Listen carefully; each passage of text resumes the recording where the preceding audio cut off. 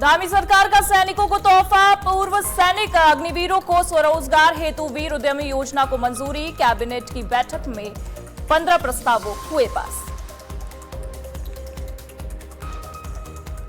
देहरादून में आयोजित राज्य जनजातीय महोत्सव 2026 में शामिल हुए सीएम पुष्कर सिंह धामी। 12 राज्यों की दिखी सांस्कृतिक झलक। 142 करोड़ की पेंशन राशि की गई वितरित।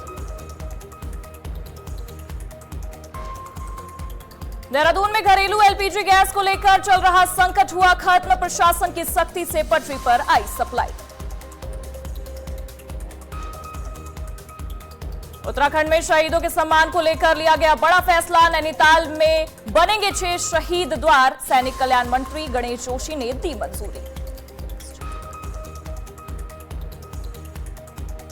गोरखपुर में आईटी स्टार्टअप इकोसिस्टम को बढ़ावा। सीएम योगी ने सॉफ्टवेयर टेक्नोलॉजी पार्क का किया लोकार्पण।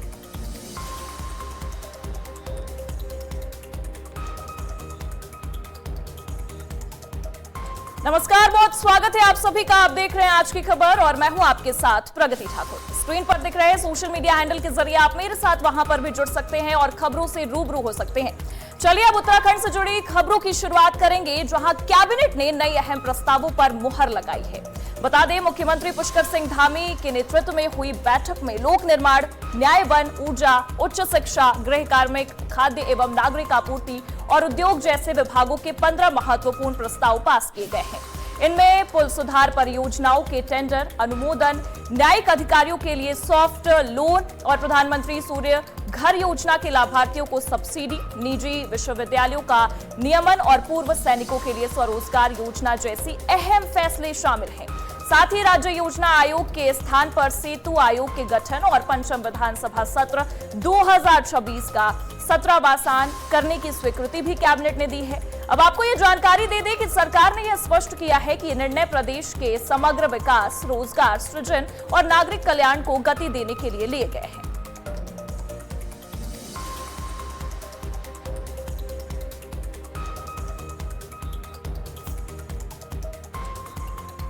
और वहीं प्रदेश के संतुलित और समावेशी विकास को लेकर सरकार ने बड़ा संदेश दिया है। मुख्यमंत्री पुष्कर सिंह धामी ने कैबिनेट बैठक के बाद मंत्रियों के साथ समीक्षा बैठक कर साफ किया है कि अब योजनाओं की प्रगति कागजों पर नहीं, जमीन पर दिखनी चाहिए। मुख्यमंत्री ने सभी मंत्रियों को निर्देश दिए हैं कि वे नियमित रूप से जिलों का दौरा करें और विकास योजनाओं की जमीनी हकीकत का आकलन करें। साथ ही स्थानीय प्रशासन, जनप्रतिनिधियों और आम लोगों से संवाद कर वास्तविक समस्याओं को समझे और उनका त्वरित समाधान सुनिश्चित करें। उन्होंने कहा है कि सरकार की प्राथमिकता योजनाओं का समयबद्ध और प्रभावी क्रियान्वयन है, जिससे जनता का विश्वास और मजबूत होगा। और वहीं आपको बता दें, मुख्यमंत्री ने सड़क, पेयजल, ऊर्जा, सिंचाई और भवन निर्माण जैसे विभागों के बीच बेहतर समन्वय पर भी जोर दिया है, ताकि विकास परियोजनाएं तय समय सीमा में पूरी हो सके।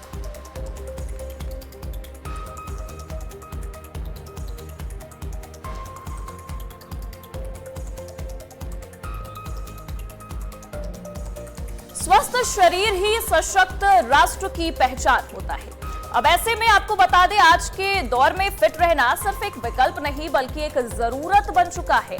उत्तराखंड में भी फिट उत्तराखंड, फिट भारत का संदेश तेजी से जन जन तक पहुंचाया जा रहा है। इसी संदेश को देने के लिए मुख्यमंत्री पुष्कर सिंह धामी ने क्रिकेट में हाथ आजमाया। सीएम धामी ने बैटिंग कर फिट उत्तराखंड, फिट भारत का संदेश भी दिया। अब आपको ये बता दें कि हम सभी मिलकर संकल्प लें कि रोजाना कुछ समय खेल और फिटनेस के लिए निकालेंगे और एक स्वस्थ, सशक्त उत्तराखंड और भारत के निर्माण में अपना योगदान देंगे। इस बात को लेकर भी सीएम पुष्कर सिंह धामी जनता के बीच रूबरू होते नजर आए हैं।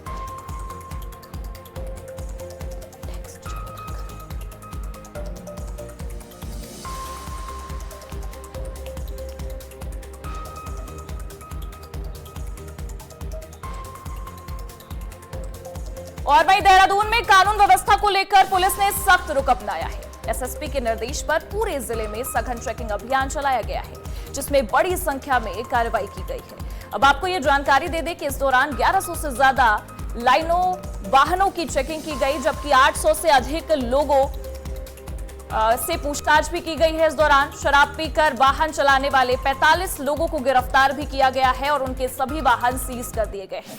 इसके अलावा भी जानकारी निकलकर सामने आई है, जिसमें आपको ये बता दें कि 116 संदिग्ध व्यक्तियों को थाने लाकर सत्यापन किया गया है, जिसके बाद उन्हें सख्त चेतावनी देकर छोड़ा गया है। इस कार्रवाई में पुलिस एक्ट के तहत 76 लोगों पर कार्रवाई करते हुए करीब 38,000 रुपए का जुर्माना वसूला गया है। वहीं एमवी एक्ट में 77 वाहनों का चालान कर 19,000 रुपए से अधिक का जुर्माना लगाया गया है।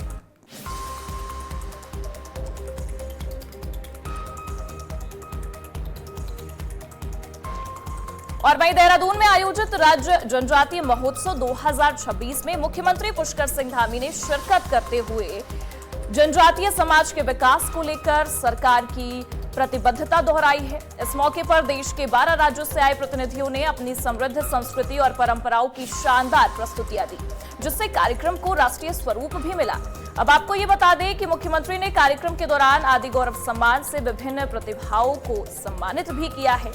142 करोड़ रुपए से अधिक की पेंशन राशि लाभार्थियों के खातों में हस्तांतरित की गई और उन्होंने कहा कि सरकार जनजातीय समाज के शिक्षा, रोजगार और आत्मनिर्भरता को बढ़ावा देने के लिए लगातार काम कर रही है और कई योजनाएं धरातल पर लागू की जा रही है।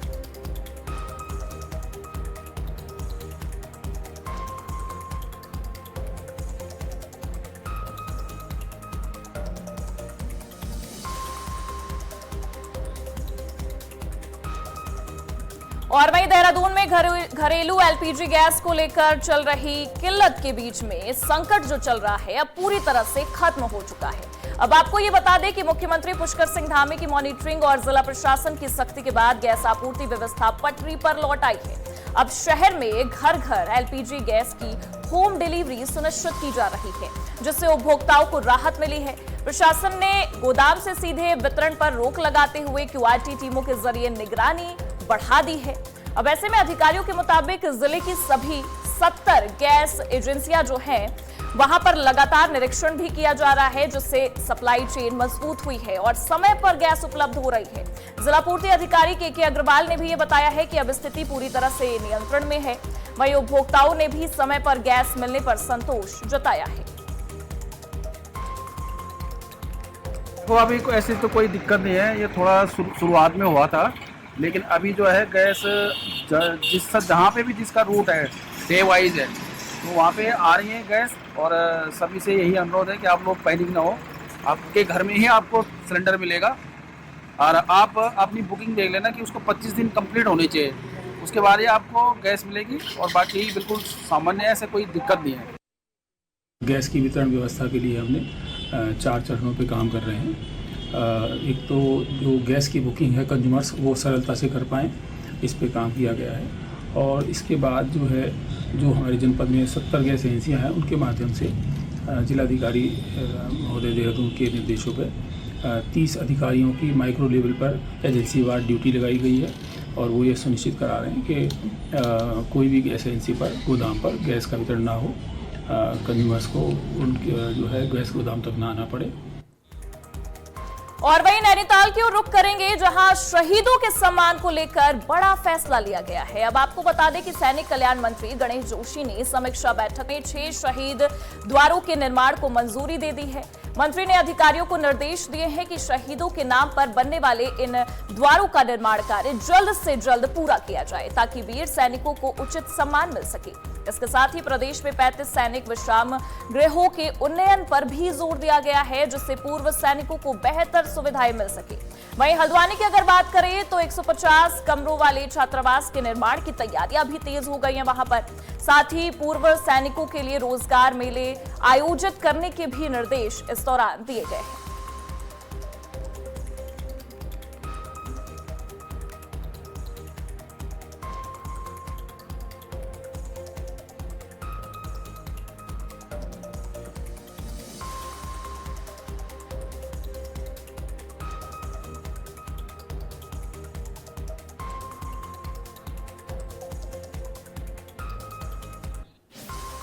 और वहीं सैनिक विश्राम गृहों के उन्नयन पर जोर दिया गया है। मंत्री गणेश जोशी ने बाकायदा इस चीज को लेकर साफ कहा है नैनीताल में 6 शहीदों द्वारों को मंजूरी मिली है। सैनिक कल्याण मंत्री गणेश जोशी का ये बड़ा फैसला निकलकर सामने आया है, जो अपने आप में उत्तराखंड वासियों के लिए भी बेहद बड़ी बात है।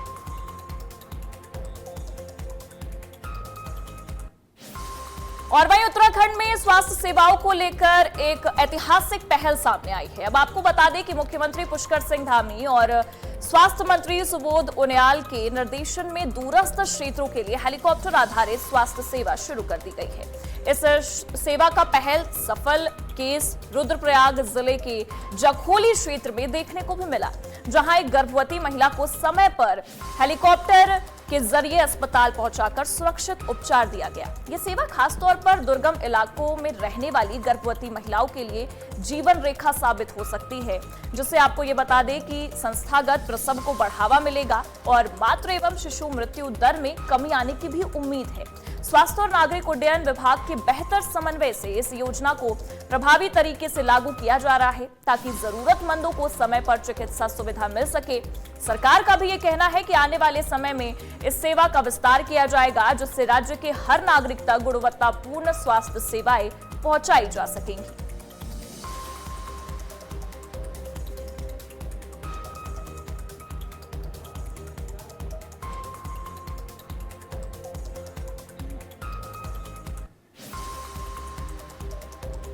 और वहीं देहरादून में अवैध निर्माणों के खिलाफ मसूरी देहरादून विकास प्राधिकरण यानी कि मसूरी देहरादून विकास प्राधिकरण ने एक सख्त कार्रवाई तेज कर दी है। अब आपको यह जानकारी दे दें कि प्राधिकरण की टीम ने अलग अलग क्षेत्रों में ताबड़तोड़ अभियान चलाते हुए कई अवैध निर्माणों को सील किया है।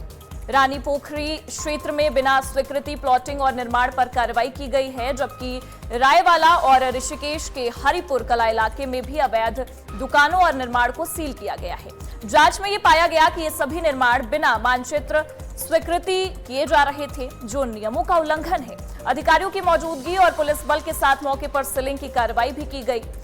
एमडीडीए ने यह साफ भी किया है कि बिना अनुमति किसी भी प्रकार का निर्माण पूरी तरह से अवैध है और ऐसे मामलों में कड़ी कानूनी कार्रवाई भी ऐसे ही जारी रहेगी। प्राधिकरण ने अधिकारियों ने यह भी कहा और लोगों से अपील भी की है कि किसी भी निर्माण से पहले मानचित्र स्वीकृति जरूर लें, ताकि कार्रवाई से बचा जा सके। नैनीताल का जहां ब्लॉक प्रमुख डॉक्टर हरीश सिंह बिष्ट ने ग्रामीण क्षेत्रों का दौरा कर विभिन्न विकास परियोजनाओं और शिक्षा कार्यों का निरीक्षण किया है। डिया गांव, चकबेहड़ी और सलरी गांव में उन्होंने स्कूलों, आंगनबाड़ियों और निर्माणाधीन चेक डैम, पशु अस्पताल, इन सब का जायजा लिया है। अब आपको बता दें, बच्चों से पढ़ाई की जानकारी लेते हुए डॉक्टर बिष्ट ने यह कहा कि शिक्षा के स्तर को अभी और सुधारने की जरूरत है। उन्होंने अधिकारियों को ये निर्देश दिए हैं कि सभी योजनाओं को समयबद्ध और गुणवत्तापूर्ण क्रियान्वयन सुनिश्चित किया जाए। साथ ही आपको ये जानकारी दे दें कि बारिश से पहले कृषि भूमि और आवासों की सुरक्षा के लिए आवश्यक कार्य करने के भी निर्देश इस दौरान दिए गए हैं। डॉक्टर बिष्ट ने ग्रामीणों से संवाद करते हुए विकास कार्यों को धरातल पर प्रभावी ढंग से पूरा करने और गुणवत्तापूर्ण सेवा देने पर विशेष जोर दिया है। डॉक्टर हरीश बिष्ट ने नैनीताल के ग्रामीण क्षेत्रों का दौरा किया, स्कूलों और आंगनबाड़ी केंद्रों का निरीक्षण किया, शिक्षा सुधार पर भी जोर दिया है। पे है हमारे पूरे ब्लॉक का स्टाफ है और बहुत सी जगह हमने जो गांव में काम हुए हैं, चाहे ब्लॉक स्तर से हुए चाहे अन्य स्तरों से हुए हैं, उनको देखा और उनकी मॉनिटरिंग की। और सबसे ज़्यादा बात यह है कि जितने भी विकास कार्य हमें सब संतोषजनक लगे, अच्छे गुणवत्ता युक्त काम वहाँ पर कर रखे हैं। और साथ ही हमने कुछ स्कूलों का भी निरीक्षण किया और स्कूलों में अभी शिक्षा का स्तर सुधारने की बहुत ज़्यादा आवश्यकता है। और मैं तो शिक्षा विभाग से कहूँगा कि कम से कम समय समय पर वो लोग भी स्कूलों का निरीक्षण करें, क्योंकि कहीं भी मतलब सम्मानजनक स्थिति हम लोग को नहीं लगी कि कहीं पर हम कह सकें गर्व से कि ये हमारे स्कूल के बच्चे हैं। तो मैं चाहूँगा कि शिक्षा विभाग को भी हम लोग निर्देशित करेंगे और समय समय पर ऐसे स्कूलों का भ्रमण करें और कम से कम गुणवत्ता को सुधारें। और वहीं चैत्र नवरात्रि का भव्य समापन पतंजलि योगपीठ में बाबा रामदेव के सानिध्य से हुआ है। इस अवसर पर कन्या पूजन और कन्या भोज का विशेष आयोजन किया गया, जिसमें छोटी छोटी कन्याओं को देवी स्वरूप मानकर उन्हें चरण धोए गए और सात्विक भोजन भी कराया गया। अब आपको ये बता दें कि बाबा रामदेव ने इस मौके पर नारी शक्ति का सम्मान और सनातन जागरण का संदेश देते हुए ये कहा है कि नवरात्रि केवल पर्व नहीं बल्कि आत्मिक जागरण और दिव्यता का समय है। अब उन्होंने लोगों से आह्वान भी किया कि जीवन में मां भगवती की शक्ति और नारी शक्ति का सम्मान करें। भक्तिमय माहौल और सेवा भाव के इस आयोजन में उपहार वितरण के माध्यम से नारी शक्ति को विशेष सम्मान दिया गया है।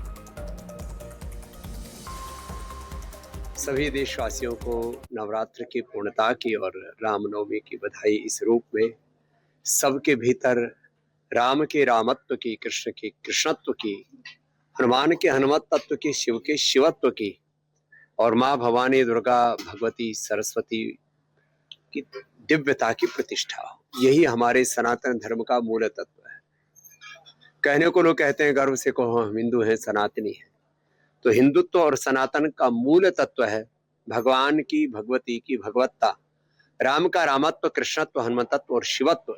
जिस दिन ये सब में अवतरित हो जाएगा उस दिन हर एक बेटी भगवती का स्वरूप होगी और हर एक बेटा राम का स्वरूप होगा। और जब राम जैसा, कृष्ण जैसा, शिव जैसा, शिवो हम आत्मा हम शुद्ध हम बुद्धो हम का यह पावन चरित्र जन जन में अभिव्यक्त होगा, तब सनातन संस्कृति का ये मूर्त विग्रहवान स्वरूप इस देश को जगत गुरु, विश्व गुरु, आर्यवर्त देश बनाएगा। और वहीं लक्सर में इस बार अष्टमी और नवमी एक साथ पड़ने के कारण नवरात्रि का विशेष संयोग देखने को मिला है। मां दुर्गा के भक्तों ने सुबह से ही मंदिरों में पहुंचकर विधि विधान से पूजा अर्चना की है और माता रानी का आशीर्वाद लिया है। इसके बाद श्रद्धालुओं ने कन्या पूजन कर नवरात्रि के इस पावन पर्व को पूर्ण किया। मान्यता है कि अष्टमी और नवमी का एक साथ आना अत्यंत शुभ होता है। ऐसे में भक्तों में खासा उत्साह भी देखने को मिला।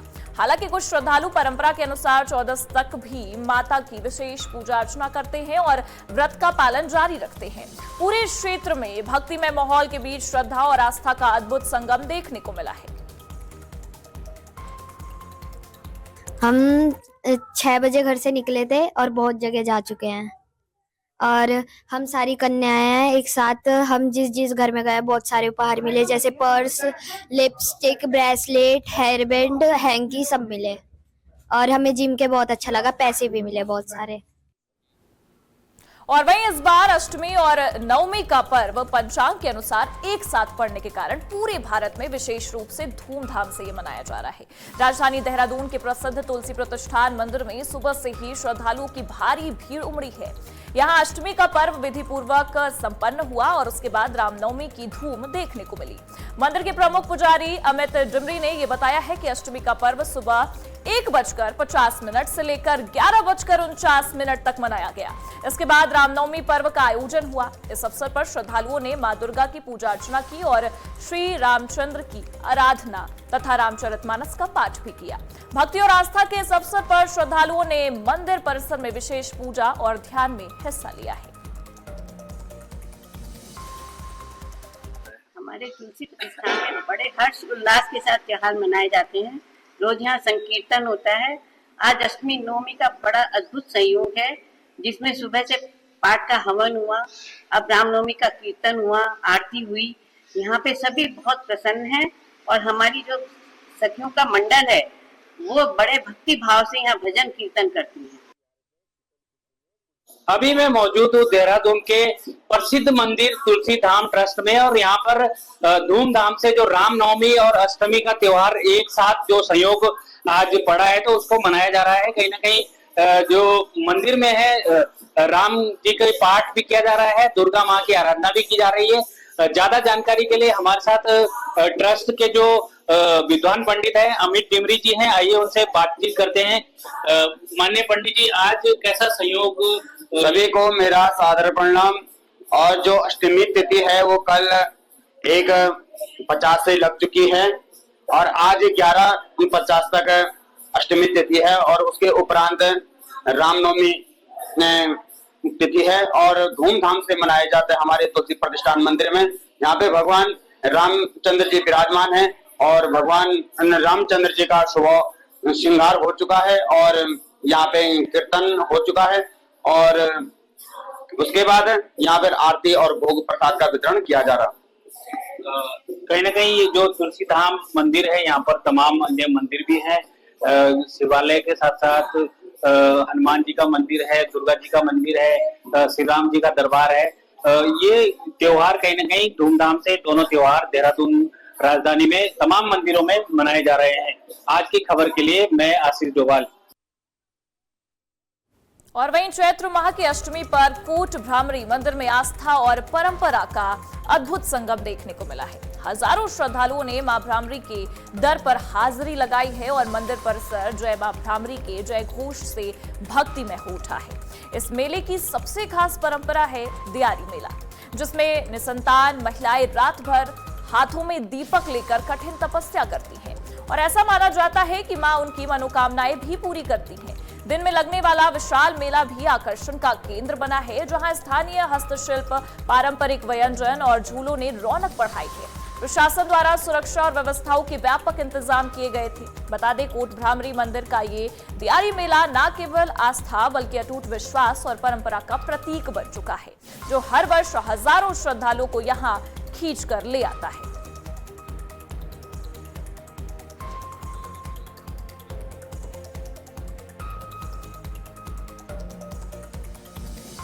और देवभूमि से जुड़े इस खास बुलेटिन में फिलहाल के लिए बस इतना ही। देश और दुनिया की तमाम बड़ी खबरों के लिए आप देखते रहिए आज की खबर और स्क्रीन पर दिख रहे सोशल मीडिया हैंडल के जरिए आप मेरे साथ वहां पर भी जुड़ सकते हैं और खबरों से रूबरू हो सकते हैं। नमस्कार।